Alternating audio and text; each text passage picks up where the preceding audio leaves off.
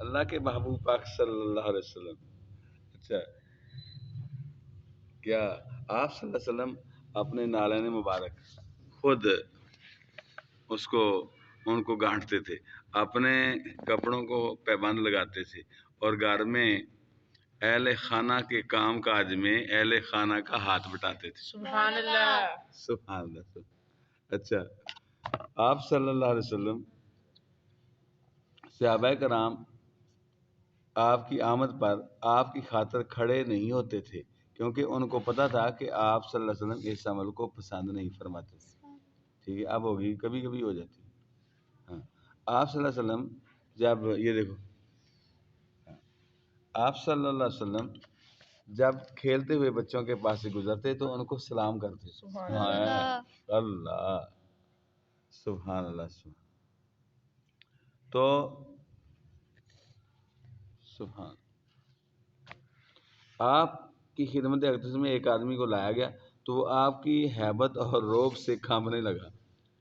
ٹھیک ہے، آپ صلی اللہ علیہ وسلم نے اسے فرمایا ہلکا محسوس کرو، ڈرو نہیں، میں کوئی بادشاہ نہیں ہوں، میں تو ایک قریشی عورت کا بیٹا ہوں۔ ہائے سبحان ہائے اللہ. ہائے ہائے، میں حضور پاک کی عظمت پہ قربان۔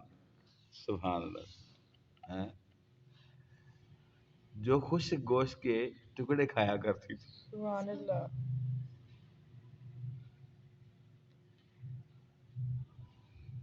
سبحان، آپ نے اسے فرمایا ہلکا محسوس کرو، ڈرو نہیں، میں کوئی بادشاہ نہیں ہوں۔ اللہ، میں تو ایک قریشی عورت کا بیٹا ہوں جو خوش گوشت کے ٹکڑے کھایا کرتی۔ آپ صلی اللہ علیہ وسلم اپنے صحابہ کرام کے درمیان ان کے ساتھ اس طرح خلط ملط ہو کر بیٹھتے تھے گویا آپ صلی اللہ علیہ وسلم انہی میں سے ایک ہیں۔ سبحان اللہ. سبحان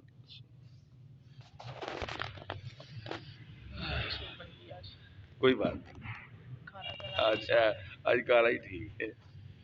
سبحان اللہ. سبحان،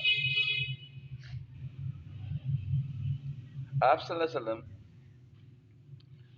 اپنے صحابہ کرام کے درمیان ان کے ساتھ اس طرح خلط ملط ہو کر بیٹھتے تھے گویا آپ انہی میں سے ایک ہیں۔ سبحان اللہ. حتیٰ کہ اگر کوئی باہر سے اجنبی آتا تو وہ پہچان ہی نہیں سکتا کہ ان میں حضور صلی اللہ علیہ وسلم کون ہے۔ سبحان اللہ، سبحان سبحان اللہ۔ تے جی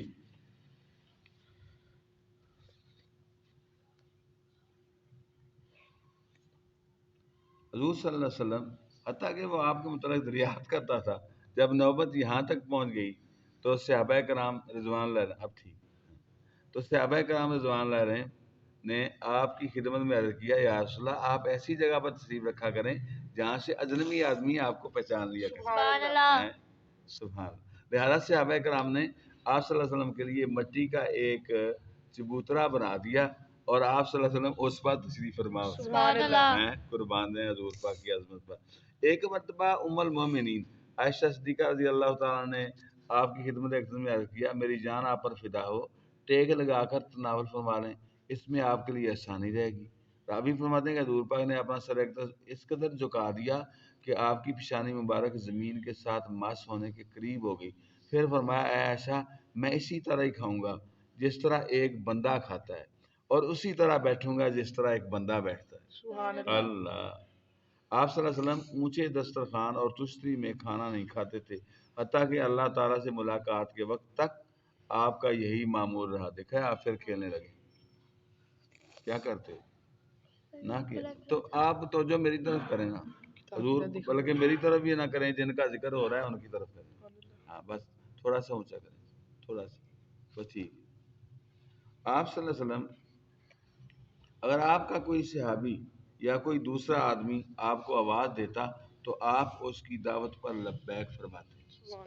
بہت پیاری۔ جب آپ صلی اللہ علیہ وسلم صحابہ کرام کے ساتھ بیٹھتے تو ان کی گفتگو میں شریک ہوتے تھے، اگر وہ آخرت کی صفات کے متعلق گفتگو کرتے تو آپ ان کے ساتھ اسی گفتگو میں شریک ہوتے، اگر وہ کھانے یا پینے کے متعلق گفتگو کرتے تو آپ ان کے ساتھ اسی کے بارے میں گفتگو فرماتے، اور اگر دنیا کے متعلق دریافت کرتے تو آپ صلی اللہ علیہ وسلم ان کے ساتھ نرمی فرماتے۔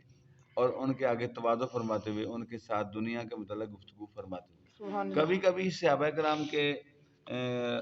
صحابہ کرام آپ کے سامنے اشعار پڑھ کر زمانہ جاہلیت کی اشیاء اور مختلف امور کا ذکر کر کے ہنستے تھے تو ان کے ساتھ حضور پاک بھی مسکراتے تھے، سبحان اللہ۔ اور آپ ان کو صرف حرام امور سے روکتے اور جھڑکتے تھے۔ سمجھ آگئی؟ صلی اللہ علیہ حبیب محمد وآلہ وصحبہ وسلم۔ وسلم۔ حضور پاک صلی اللہ علیہ وسلم کی یہاں سے ایک ویڈیو مکمل ہوگی، انشاءاللہ دوسرے بھی شروع